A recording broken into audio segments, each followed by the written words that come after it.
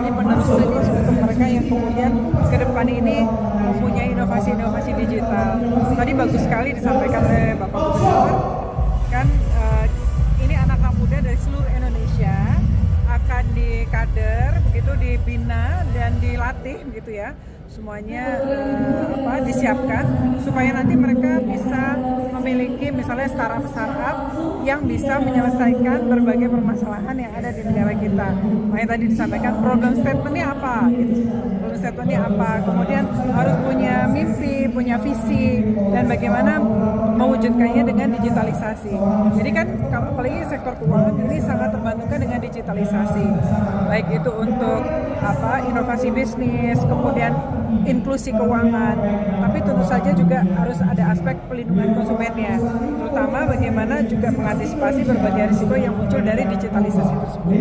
Masuk cyber digital ya Pak? Itu kejahatan digital yang sekarang kita udah punya Indonesia Anti-Scam Center. Itu juga bermula dari mimpi juga, punya visi, dan kita punya Indonesia Anti-Scam Center itu ya Mbak. Ini musiknya keras banget. Masih sambil jalan ya Mbak. Yang dibatalkan oleh MA itu bakal berpengaruh ke industri keuangan Indonesia nggak Mbak? Tarif AC yang dibatalkan oleh MA bakal berpengaruh ke industri keuangan Indonesia nggak? Jalannya di kanan Bang. Sebelah kanan Bang, jalannya. Apa? Kalau misalnya soal ini Bu, Ori 29 yang ditanya ke Kemenq. Ibu soal influencer saham, 32 influencer saham dari klasifikasinya siapa aja yang Pokoknya kita sekarang aja. Kalau influencer kan kalau pakai undang-undang di pasar modal pakai undang-undang nomor 895 itu bisa pasal 90, 100, 103. Tapi di luar pasar modal kita baru aja keluarin ketentuan untuk peraturan OJK yang mengatur bagaimana aktivitas di dunia digital. Jadi kita nggak ngatur orangnya, tetapi aktivitas siapapun orangnya yang kemudian berkata sesuatu yang kemudian bisa menyebabkan orang itu ada kerugian.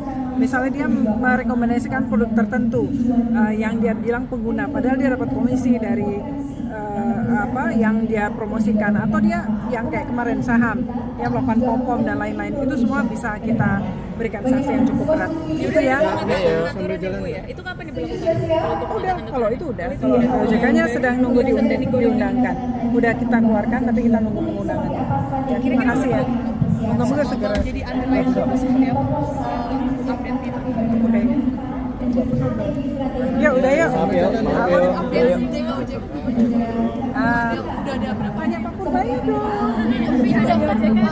Udah ada belum Bu yang Katanya teman-teman OJK banyak. OJK banyak ya. Departemen lain yang melakukan penyidikan, yang nanti melakukan pemberkasan jika seandainya unsur pelanggaran pidananya bisa dibuktikan. Baru kemudian tentu kita limpahkan ke kejaksaan. Kedepannya ada kayak pengetatan aturan lagi nggak Pak terkait yang untuk kayak mengatasi gitu? Influencer ya. Iya, Kalau mitigasi influencer, kasus goreng saham influencer itu Pak. ada. Jadi kebetulan sekarang di tahun ini kita targetkan akan keluar peraturan OJK yang khusus terkait dengan pihak yang menyebarkan informasi. Nah, dalam hal ini tentu yang dimaksud adalah influencer tadi. Nanti kalau nggak salah ini sedang making go ya, bisa dilihat di websitenya OJK.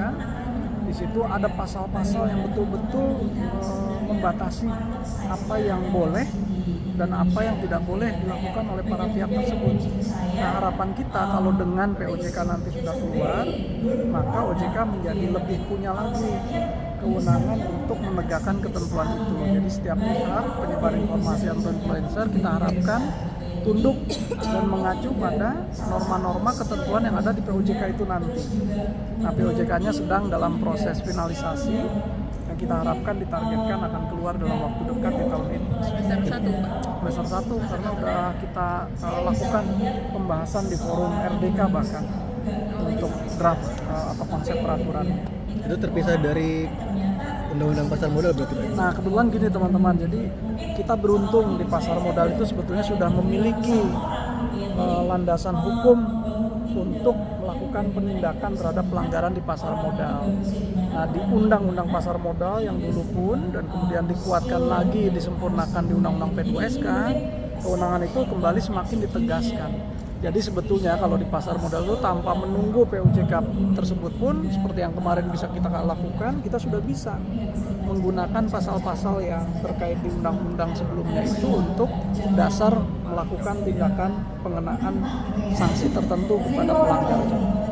Berarti yang POJK influencer itu berlaku untuk influencer di sektor manapun ya Pak? Betul, termasuk pasar modal nanti bisa juga menyinduk ke sana, tapi untuk sektor lain yang kebetulan belum punya landasan pengaturan sebelumnya, nah dengan POJK nanti jadi punya dasar, gitu ya. Termasuk instrumen kripto ya Pak? Oh, termasuk ya, kebetulan di IAKD, di tempat saya di IAKD itu belum punya. Undang-undangnya kan kalau teman-teman lihat di Undang-Undang P2SK terkait dengan aset keuangan digital itu tidak punya kecukupan tindakan apalagi pidana gitu ya, pengenaan sanksi kepada secara khusus ya kepada praktek influencer. Nah dengan POJK tadi mudah-mudahan kami jadi punya landasan hukum dan kewenangan untuk mengenakan sanksi tertentu kepada pihak influencer termasuk di kripto atau di aset keuangan digital. Terima kasih banyak. Download Tribun X sekarang, menghadirkan lokal menjadi Indonesia.